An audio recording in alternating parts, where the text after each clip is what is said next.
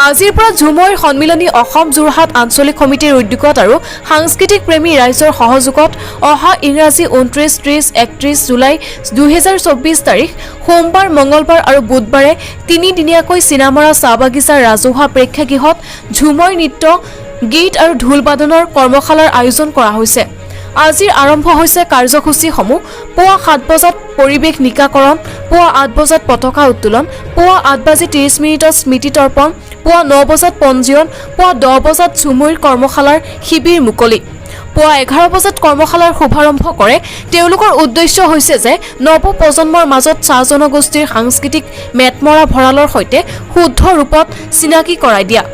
উঠি অহা নৱ প্ৰজন্মই চাহ জনগোষ্ঠীৰ চহকী সাংস্কৃতিক ধাৰাক শুদ্ধ আৰু সঠিকভাৱে আয়ত্ত কৰি ইয়াক সুন্দৰভাৱে পৰিৱেশন কৰাৰ সমান্তৰালকৈ ন সৃষ্টিৰে আখৰা কৰিবলৈ সক্ষম হোৱাৰ এক সুন্দৰ পৰিৱেশ ৰচনা কৰাই হৈছে লক্ষ্য।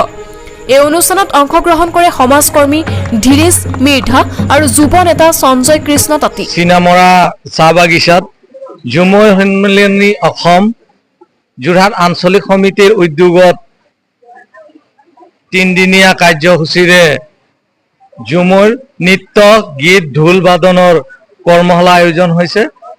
আৰু এই আয়োজনৰ মূল উদ্দেশ্য হৈছে যে ঝুমৈ আমাৰ চাহ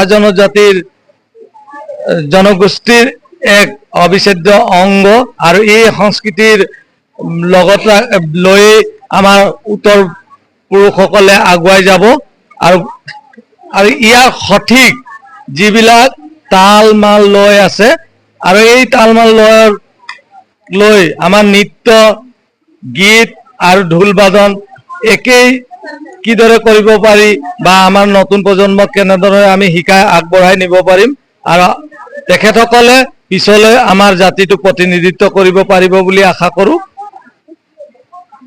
মৰিয়নিৰ পৰা পৰশুৰাম তাঁতীৰ ৰিপৰ্ট, নিউজ 24 এনি।